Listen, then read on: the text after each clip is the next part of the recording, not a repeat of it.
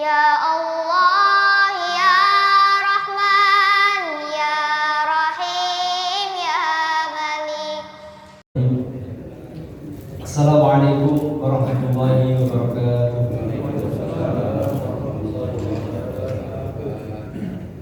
Innal hamdalillah nahmaduhu wa nasta'inuhu wa nastaghfiruh wa na'udzu billahi min shururi anfusina wa min sayyiati a'malina. May yahdihillahu fala mudilla lahu wa may yudlil fala hadiya lahu. Asyhadu an la ilaha illallah wahdahu la syarika lahu wa asyhadu anna Muhammadan abduhu wa rasuluhu la nabiyya ba'dahu.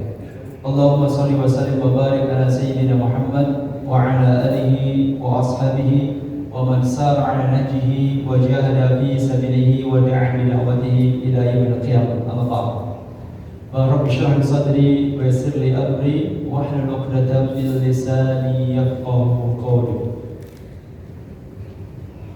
Jamaah Masjid Al-Hikmah, Bapak Ibu yang saya hormati, wabil khusus kepada seluruh pengurus DKM, juga seluruh asatidzah yang saya muliakan. Pertama dan yang paling utama, mengawali pertemuan kita pada kesempatan malam hari ini, mari kita senantiasa memanjatkan pujian dan merawat syukur kita hanya kepada Allah Subhanahu wa taala, Rabb yang kebaikannya kepada kita sungguh tidak terbilang jumlahnya. Tuhan yang nikmat-nikmatnya kepada kita tidak pernah lebih sedikit dibandingkan musibah yang kita alami.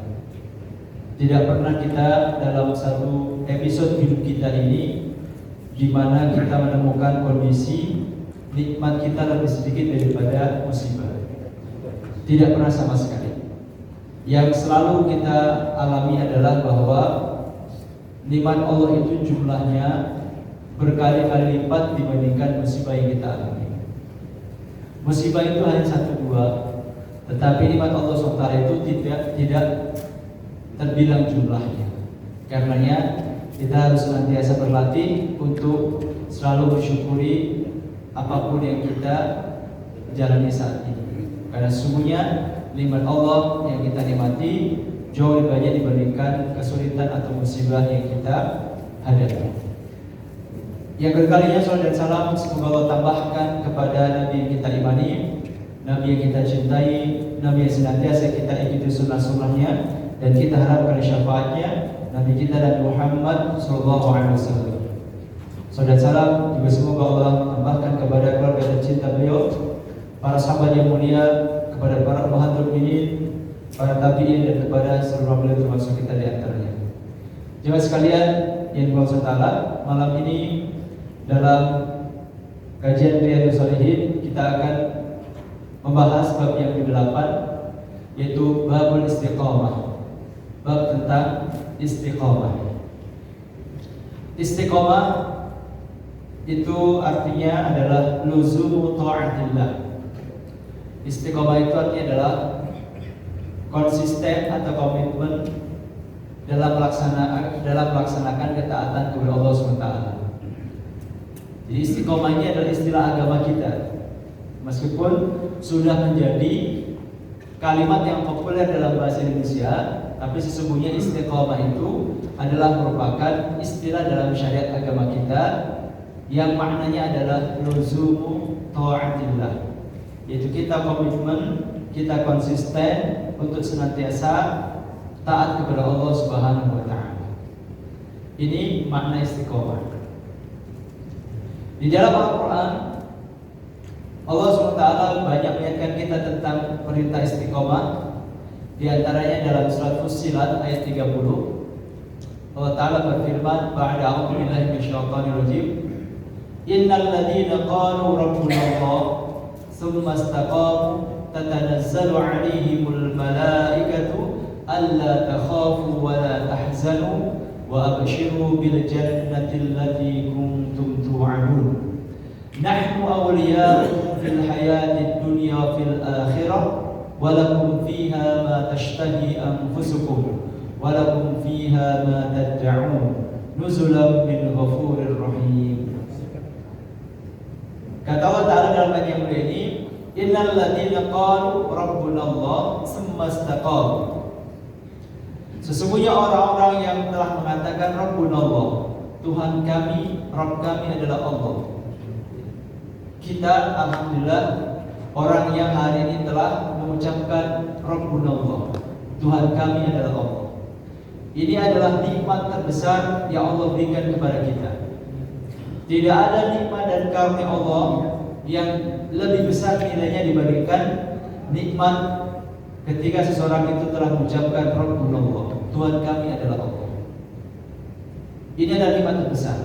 Karena ini adalah kunci yang akan mengantarkan kita dapat memasuki surga Allah Subhanahu wa taala. Gak ada nikmat terbesar selain nikmat ketika orang telah mengucapkan Tuhan kami adalah Allah Subhanahu wa taala atau telah bersyahadat. Dan alhamdulillah kita semua yang malam ini duduk di sini adalah orang-orang yang telah mengucapkan Rabbunallah, Tuhan kami adalah Allah Subhanahu wa taala. Dan ini gampang sekali, semua orang sahur misalnya, malamnya harus punya niat dan seterusnya. Tapi kalau syahadat ini nyaris tidak ada syaratnya. Pokoknya orang ketika resmi mengucapkan syahadat, maka detik itu juga dia telah menjadi hamba Allah SWT, menjadi seorang muslim. Nah alhamdulillah sekali lagi kita telah menjadi orang-orang yang qalu Rabbunallah, telah mengatakan Tuhan kami adalah Allah. Summa istaqamu, kemudian mereka istiqamah. Orang-orang yang telah mengucapkan Tuhan kami adalah Allah atau telah menjadi muslim, summa istaqamu, kemudian mereka istiqamah dalam keimanan dan keislamannya, maka kata Allah Ta'ala dalam ayat yang mulia ini, tatanazzalu 'alaihimul malaikah, para malaikat akan turun kepada mereka. Dalam rangka apa para malaikat turun? Alla takhafu wa la tahzanu. Para malaikat akan menyampaikan kabar gembira kepada orang-orang mukmin yang istiqomah. Pertama, kabar gembiranya adalah alla takhafu, jangan kalian takut. Wa la tahzanu, dan jangan kalian bersedih. Wa abshiru bil jannati allati kuntum tu'adun, dan bergembiralah kalian semuanya dengan surga yang telah dijanjikan kepada kalian semuanya. Di dalam ayat ini Allah SWT menyampaikan tentang fadilah atau keutamaan dari orang yang istiqomah. Ada 3 fadilah dalam ayat ini yang akan didapat oleh orang-orang yang istiqomah, yaitu akan turun para malaikat kepadanya menyampaikan 3 kabar gembira. Nah, kata para ulama, diantaranya disampaikan oleh Al-Imam Ibnu Katsir dalam tafsir beliau, bahwa yang dimaksud dengan para malaikat akan turun kepada orang-orang mukmin istiqomah itu adalah pada saat dia akan atau sedang menghadapi sakaratul maut.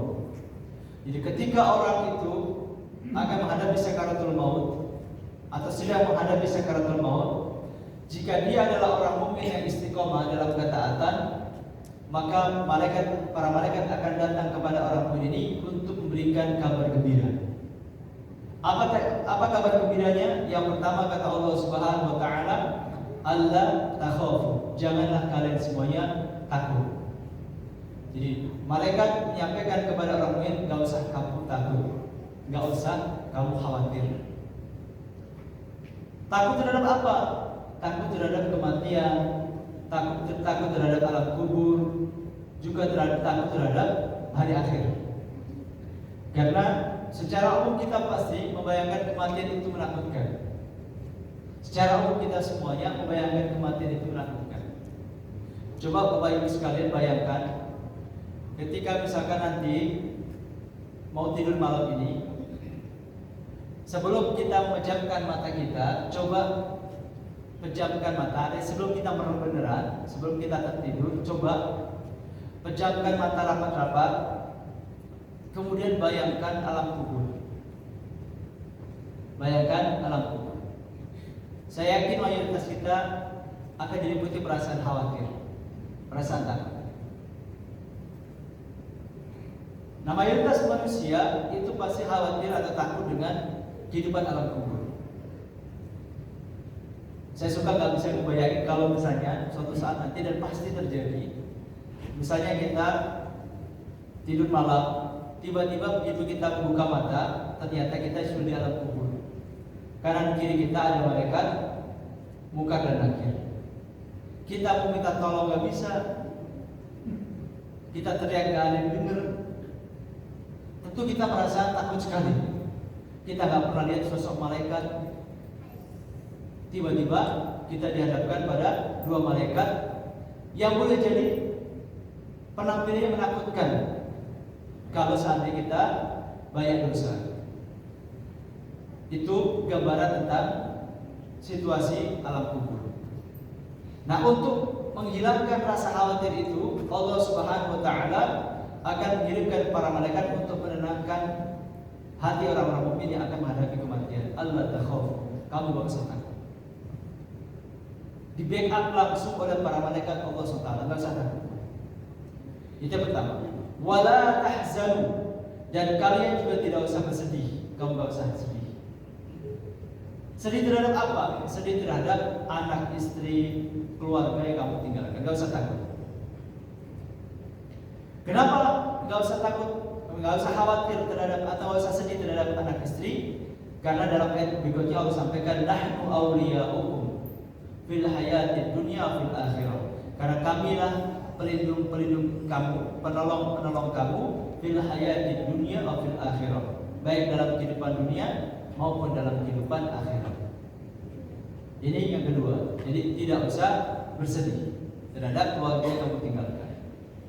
Tentu seorang ayah atau seorang suami ketika akan meninggal dunia, pasti dia terbayang anak-anak dan istrinya. Anak-anaknya, terutama ketika anak-anaknya masih kecil-kecil. Mungkin dia membayangkan nanti anak-anak saya bagaimana biaya sekolahnya, bisa nggak dia melanjutkan kuliahnya, misalkan seperti itu. Ada kekhawatiran seperti itu. Akhirnya dia sedih akan berpisah dengan keluarga yang ia cintai. Tapi mereka datang menghibur. Wala tahzan, kalian nggak usah bersedih. Itu kabar kedua. Kabar ketiga kata Allah SWT, wa abshiru bil jannati allati kuntum tu'adun. Dan bergembira kalian dengan surga yang telah Allah janjikan kepada kalian semua. Jadi orang mukmin ketika akan meninggal itu sudah dikabari oleh para malaikat bahwa kamu nanti masuk surga. Bergembiralah kamu bahwa kamu nanti akan masuk surga. Belum masuk surga, juga belum datang waktu hari kiamat, tetapi orang mukmin sudah diberikan kabar bahwa kamu nanti mau masuk surga. Bergembira. Ini tiga fadilah atau tiga keutamaan yang disampaikan dari Allah Subhanahu wa taala dalam surat Fussilat ini. Jadi yang pertama, ketika orang mukmin akan meninggal dunia itu didatangi oleh para malaikat yang menyampaikan tiga informasi. Pertama, jangan kamu takut terhadap kehidupan alam kubur, juga terhadap kehidupan akhirat. Yang kedua, tidak usah bersedih terhadap keluarga yang kamu tinggalkan. Dan yang ketiga, bergembiralah bahwa kamu akan dimasukkan Allah ke dalam surga. Ini keutamaan dari orang yang istiqomah dalam surat Fussilat ayat 30.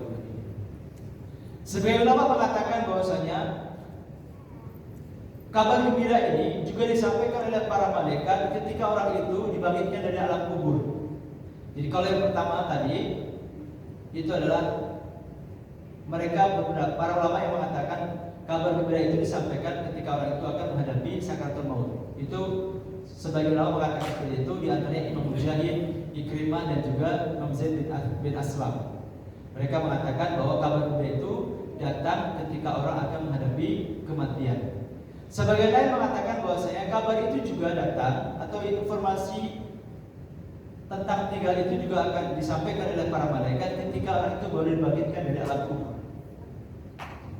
Jadi bisa juga berarti dua-duanya. Jadi ketika akan meninggal dunia, malaikat datang untuk memberikan kemantapan hati, ketenangan.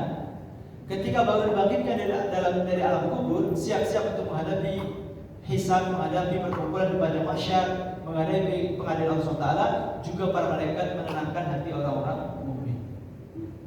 Karena menghadapi hisab di akhirat itu juga sesuatu yang menakutkan.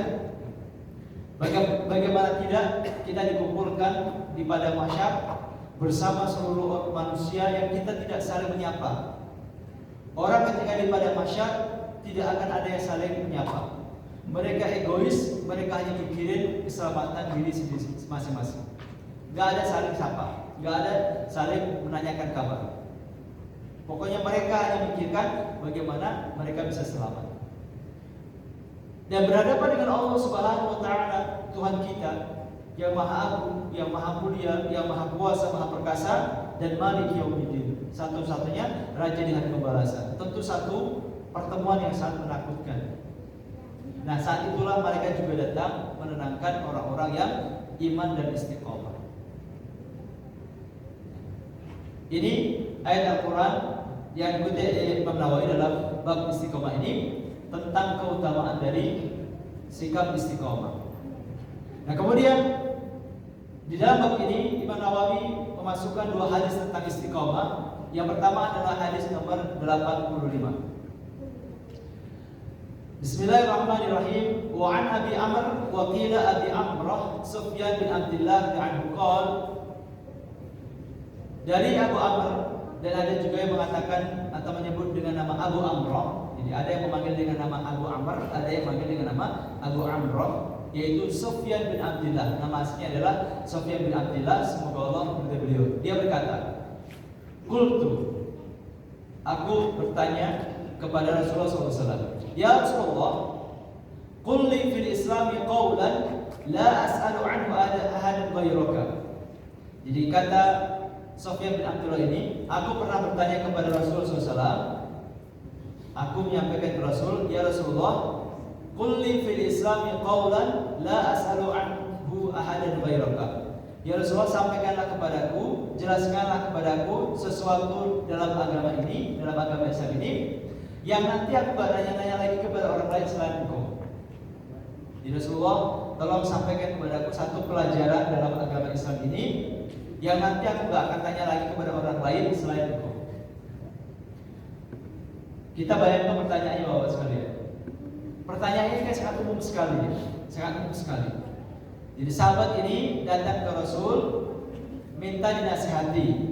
Satu nasihat, satu pelajaran yang nanti tidak akan ditanyakan lagi kepada orang lain selain Rasulullah. Pertanyaannya umum sekali. Tetapi hebatnya Rasul itu memberikan jawaban yang memuaskan. Padahal pertanyaan kan umum. Kalau kita ditanya kayak gini bingung ya. "Pak, tolong nasihati saya dong, satu nasihat penting yang nggak saya tanya kali ke orang lain." Kira-kira kita mau ngasih tahu apa? Kan bingung gitu. Rajin sholat, rajin sedekah. Kan kita bingung ngasih nasihat dengan pertanyaan yang umum seperti ini. Tapi hebatnya Rasulullah SAW itu bisa memberikan jawaban yang membuat sahabat ini puas. Apa jawaban Rasul? Kata beliau sallallahu alaihi wasallam, "Qul amantu billahi tsumma istaqim." Katakanlah, amantu billah, aku beriman kepada Allah, tsumma istaqim, kemudian istiqomahlah kamu. Jadi Rasul berikan pelajaran nasihat kepada sahabat ini, ya sudah, ucapkan aku beriman kepada Allah, kemudian setelah itu istiqomahlah kamu. Dan ternyata sahabat ini puas dengan jawaban Nabi SAW. Ini menunjukkan bahwasanya Rasul paham banget arah pertanyaan dari yang tanya ini. Bagaimana mungkin Rasul bisa mengetahui dan bisa memahami arah pertanyaannya? Karena Rasul itu cukup dekat dengan para sahabat. Jadi Rasul itu jangan dibayangkan sosok yang sulit dijangkau misalkan gitu, enggak. Rasul itu orangnya, sosoknya unik sekali. Beliau satu sisi sangat disegani, sangat dihormati oleh para sahabat, segen. Tapi sekaligus juga sangat dicintai oleh para sahabat. Dan juga sahabat itu hampir semuanya merasa dekat dengan Rasulullah. Sehingga Rasul itu relatif hafal keadaan masing-masing sahabat. Keperluannya apa, kekurangannya apa, sifatnya seperti apa, Rasul itu paham. Karena ketika ada sahabat minta nasihat, "Ya Rasulullah, tolong beri aku nasihat yang nanti tidak aku akan tanyakan lagi kepada orang lain." Rasul berikan nasihat yang cespleng, yang langsung membuat sahabat ini puas. "Qul amantu billahi tsumma istaqim." Ya sudah, ucapkanlah amantu billah, aku beriman kepada Allah, tsumma istaqim, kemudian kamu istiqomahlah. Dan ternyata jawaban Rasul ini membuat sahabat ini merasa puas, merasa plong. Ini hadis ke-85. Selanjutnya kita sambung dulu ke hadis 86, baru setelah itu kita akan bahas tentang syarahnya. Hadis ke-86 dari Abu Hurairah. An Abi Hurairah radhiyallahu anhu qala Rasulullah sallallahu alaihi wasallam qaribu wa saddidu wa'lamu annahu lan yanju'a ahadun minkum bi'amalihi. Qalu ya Rasulullah wala anta qala wala ana illa an yataghammadani Allah bi rahmatin minhu wa fadlin. Rawahu Muslim. Hadis nomor 86 dari kitab Riyadhus Shalihin atau nomor 2 dalam bab istiqomah dari Abu Hurairah, semoga Allah meridai beliau, yang berkata Rasulullah sallallahu alaihi wasallam bersabda, qaribu wasaddidu, bertakarublah kalian atau mendekatlah kalian kepada Allah Subhanahu wa taala, wasaddidu dan istiqomahlah. Wasaddidu dan istiqomahlah. Ketahuilah bahwa sesungguhnya tidak seorang pun dari kalian yang selamat karena amalnya. Ketahuilah bahwa sesungguhnya tidak ada seorang pun dari kalian yang selamat karena amalnya. Mereka bertanya, para sahabat bertanya, tidak juga engkau wahai Rasulullah? Beliau menjawab, tidak juga aku, kecuali bila Rabbku atau Tuhanku melimpahkan rahmat dan karunia-Nya kepadaku. Hadis sahih Imam Muslim. Di dalam hadis ini Rasulullah SAW menyampaikan kepada kita semuanya supaya kita senantiasa bertakarrub, mendekatkan diri kepada Allah Subhanahu wa taala dan istiqomah dalam takarrub itu. Jadi jangan amat-amatan. Kadang semangat tiba-tiba menghilang. Berbulan-bulan melaksanakan sholat berjamaah tiba-tiba habis itu tidak ada. Nah itu tidak bagus.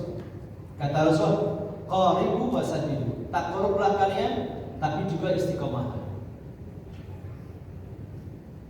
Tetapi ketika kita sudah mampu istiqomah, jangan pernah kita merasa ujub atau merasa berbangga diri, seolah-olah dengan kita sudah istiqomah dalam melaksanakan ibadah kepada Allah SWT itu, dengan itu kita merasa pasti akan selamat dari neraka dan pasti akan masuk surga hanya dengan mengandalkan amal kita. Jangan sampai muncul perasaan seperti itu. Atau kita merendahkan orang lain yang belum bisa istiqomah, juga jangan.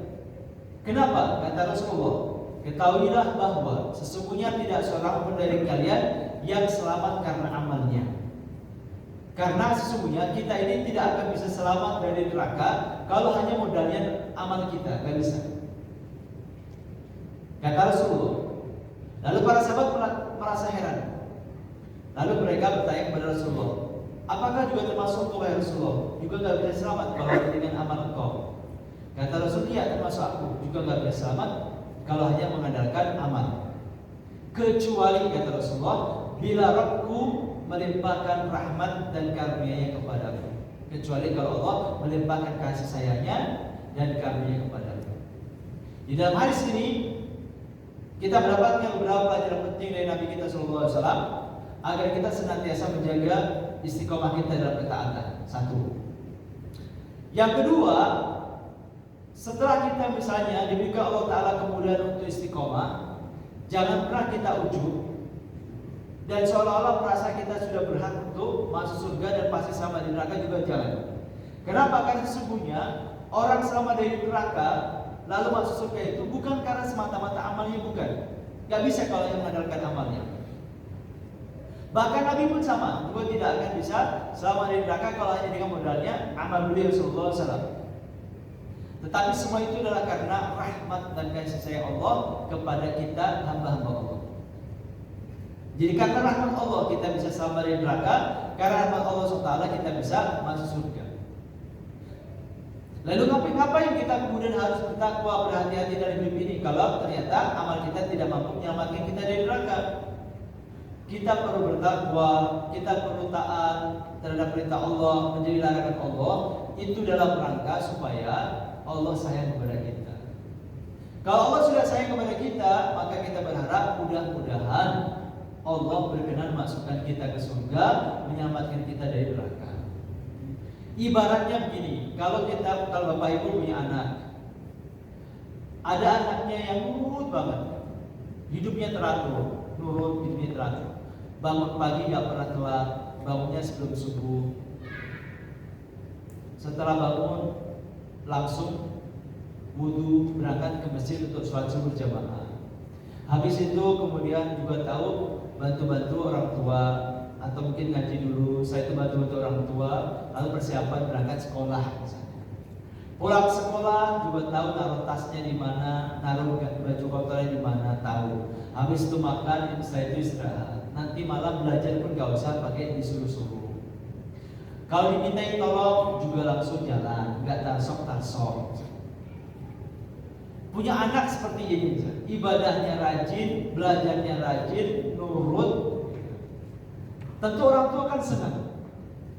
Kalau orang tua senang, maka jangankan dia minta, belum minta pun terkadang dikasih. Nah, kira-kira seperti itu filosofi kita. Kenapa kita mesti taat sama Allah? Kita disuruh sholat, disuruh ya 5 kali. Meskipun kita berat, kita tetap laksanakan. Pagi-pagi orang masih pada molor, kita sudah berangkat ke masjid misalnya. Di tengah kesibukan kerja, break, jam 12 istirahat. Yang lainnya sebagian orang mungkin hanya makan siang gitu ya.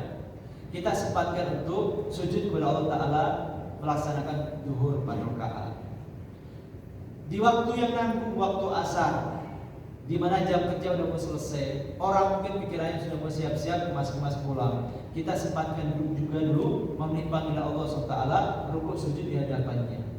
Baru nyampe rumah, mungkin sebagian belum sempat mandi, udah maghrib. Kita jalan ke masjid untuk sholat maghrib berjamaah. Kemudian pulang, baru selesai mandi, rebahan sebentar, sudah isya. Orang mungkin nyantai-nyantai di depan TV misalnya. Kita datang ke masjid untuk sholat isya berjamaah, rukuk sujud di hadapan Allah SWT. Ada hamba kayak gini, rutin seperti ini, kan kemungkinan besar Allah jadi sayang. Jadi sayang kan? Nanti Ramadan ada kewajiban puasa. Sebulan full kita nggak boleh makan di siang hari, padahal makanan tersedia. Kalaupun kita ngumpet-ngumpet juga orang nggak ada yang tahu.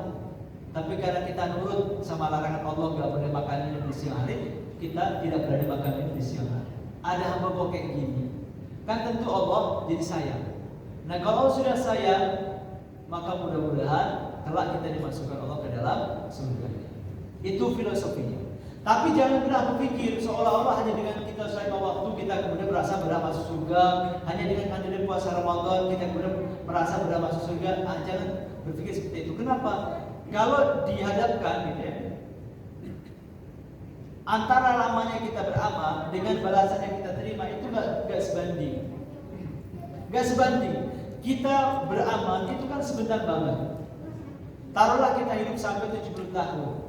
70 tahun misalnya. Kita 70 tahun secara umur gitu. Tapi waktu kita yang murni untuk ibadah itu kan gak sampai 70 tahun. Dipotong waktu balik, sebelum balik maksud saya. Kemudian setelah balik pun aktivitas kita juga macam-macam. Ada aktivitas ibadah, ada aktivitas yang mubah, yang gak ada pahalanya. Sehingga kalau diperes-peres umur 70 tahun itu yang dipakai ibadah murni mungkin hanya 30 tahun. Ya selebihnya isinya macam-macam. Kan ada jalan-jalan ke sana kemari, reunian macam-macam kan gitu. Ada amalan-amalan mubah yang nggak ada pahalanya, meskipun terkadang nggak berdosa. Sehingga kalau diperes-peres boleh jadi kalau diringkas ibadah kita itu hanya 30 tahun. Itu juga termasuk sudah keren. Sedangkan kita di surga itu kan bukan 30 tahun, tapi selamanya. Maka tentu tidak imbang, tidak balance, tidak seimbang kalau kemudian orang beramal cuma 30 tahun tapi menempati surganya selamanya. Kalau mau imbang, mau impas, mau sama, ya yang ibadahnya cuma 30 tahun ya di surganya 30 tahun. Tapi kan tidak. Allah kasih kesempatan masuk surga itu selamanya, meskipun orang itu cuma beramalnya cuma 30 tahun. Sehingga sesungguhnya bukan karena amal kita masuk surga, tapi karena Allah sayang kepada kita. Maka meskipun kita amalnya cuma 30 tahun, dimasukkan oleh Allah Ta'ala ke surga, menikmati semua fasilitas dan kecanggihannya selama-lamanya. 1 juta tahun lebih, 1 miliar tahun lebih, 1 triliun tahun lebih, khalidina fiha abadan. Maka Itu maksud bahwasanya orang tidak bisa selamat dari neraka dan maksudnya hanya mengandalkan amalnya itu kalau dihadap-hadapkan seperti itu nggak balance atau nggak imbang. Tapi intinya adalah kita yang penting kita nurut sama Allah supaya Allah sayang kepada kita, maka dengan itu kita akan mudah-mudahan dimasukkan ke dalam surga. Nah, yang terakhir jemaah sekalian, bagaimana tips kita supaya kita bisa istiqomah? Bagaimana tips kita supaya kita bisa istiqomah? Yang pertama, ketika kita akan istiqomah, maka lakukan secara bertahap. Pintu ibadah dan pintu kebaikan dalam agama kita itu sangat banyak macamnya, sangat banyak jumlahnya. Sholat misalkan, kalau yang wajib cuma 1, 5 waktu, tapi yang sunnah itu macam-macam, banyak sekali. Puasa yang wajib cuma Ramadan, yang sunnah banyak. Maka kita awali secara bertahap, sedikit demi sedikit. Kita ambil satu amalan dulu untuk kita latih istiqomah. Itu pertama. Yang kedua, supaya kita bisa istiqomah, kita butuhkan ilmunya. Butuh ilmu.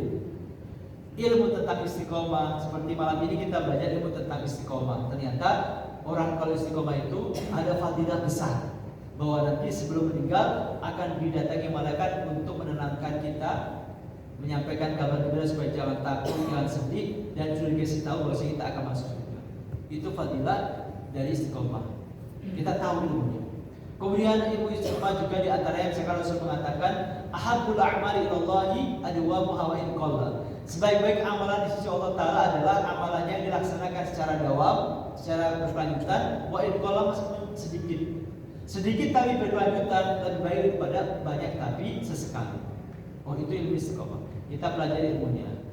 Juga pelajari ilmu tentang amalan yang akan kita istiqomahkan apa. Misalnya, kita mau istiqomah sholat 5 waktu berjamaah, maka pelajari tentang ilmu sholat berjamaah, tentang keutamaannya, tentang hadis-hadis yang dipelajari semua.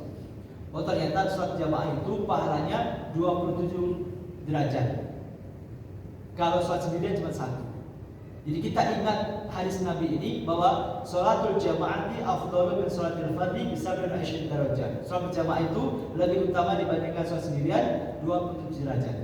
Jadi kalau kita sholat di rumah, isya di rumah misalnya, maka pahalanya cuma 1 poin. Kalau kita ke masjid dapat 27, berarti selisih 26. Ya. Sholat subuh, nanti kok misalkan subuh besok kita sholat subuhnya di rumah, nggak jamaah ke masjid Al-Hikmah, maka pahalanya 1 poin. Yang ke masjid dapat 27. Kalau misalkan isya subuh kita nggak ke masjid berjamaah, berarti kita kehilangan pahala 26 kali 2, 52. Kita hanya dapat 2, yang ke masjid dapat 54, selisih 52. Kita kalah sama tetangga kita, teman kita yang ke masjid. 2 kali kita tidak sholat berjamaah, kalah 52 poin. Kalau sehari semalam kita sholatnya di rumah terus, tinggal dikalikan, berarti kita kalah 52 kali 5 berapa? 260 pahala. Sehari semalam kita sholatnya kalau di rumah terus, kita hanya mendapat 5 pahala. Yang sholat di masjid dapat 265 pahala. Itu sehari. 2 hari kita nggak ke masjid, kita rugi 500 lebih pahala. Sebulan kita nggak ke masjid, sholat di rumah terus, kecuali Jumatan misalkan, berapa? 15 ribuan ya? Sekitar. Itu nanti itu. Nah, coba kita ikutan. Bagaimana kita nanti gak nyesel ketika di akhir nanti, ketika diperlihatkan timbangan amal kita, ternyata pahala sholat jamaah kita sauprit. Karena kita sangat jarang sekali ke masjid misalnya. Tetangga kita, pahala sholat jamaahnya numpuk. Kita tentu nyesel, ya Allah, ternyata pahala jamaah besar banget. Nah, kita ilmui seperti itu. Kita ilmui seperti itu. Belum lagi sholat sunnahnya, kita ilmu dasar. Itu pertama. Jadi kita butuh ilmu. Kita cepatkan sedikit. Yang kedua, selain ilmu kita butuh latihan. Latihan untuk istiqomah. Jadi kita paksakan. Nah, kalau latihan istiqomah ini, saya punya filosofi. Jadi orang istiqomah itu, Bapak-Ibu sekalian, ibarat orang naik sepeda ontel atau goes.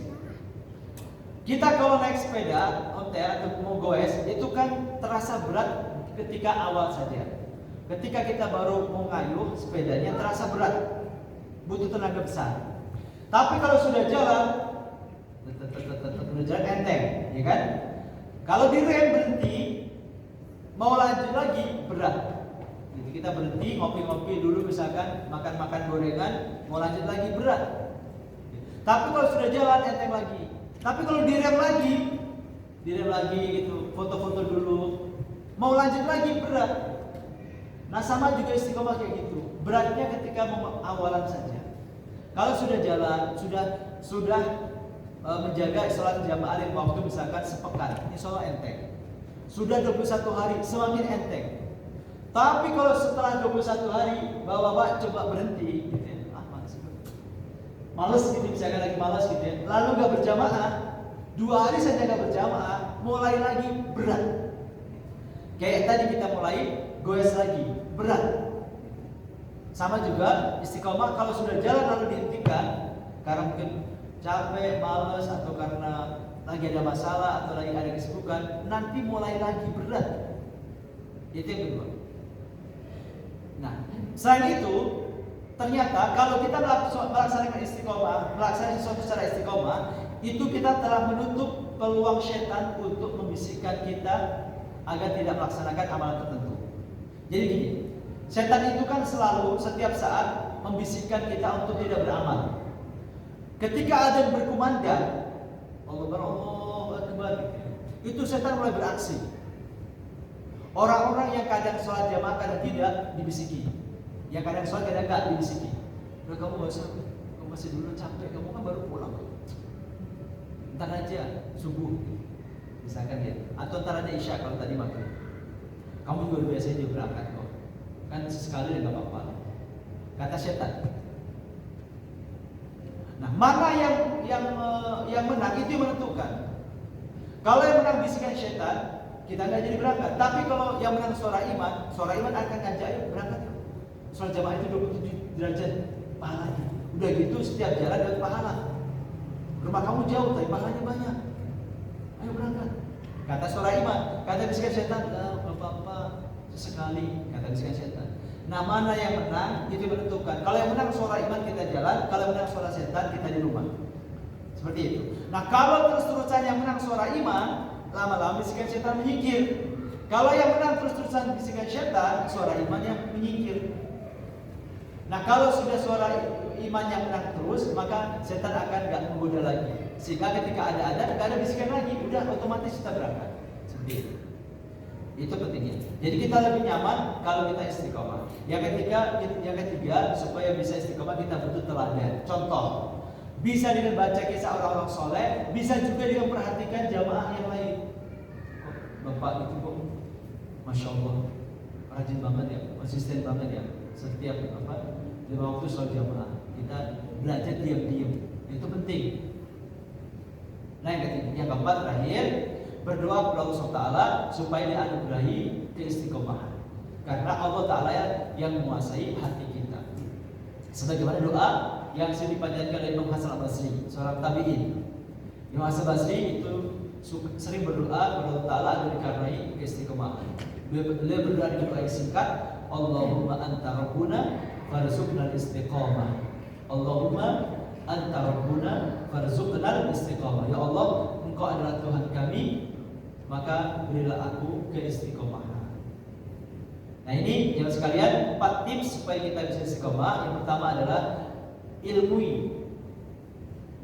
Istiqomah itu juga amalan yang akan kita istiqomahkan. Yang kedua, terus lakukan latihan.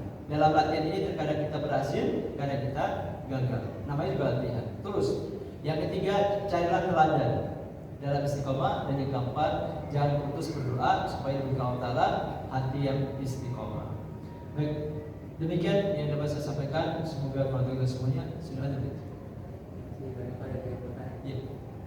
Masih ada waktu sedikit. Barangkali ada yang mau bertanyakan, jika ada. Oh, silakan, yang ada.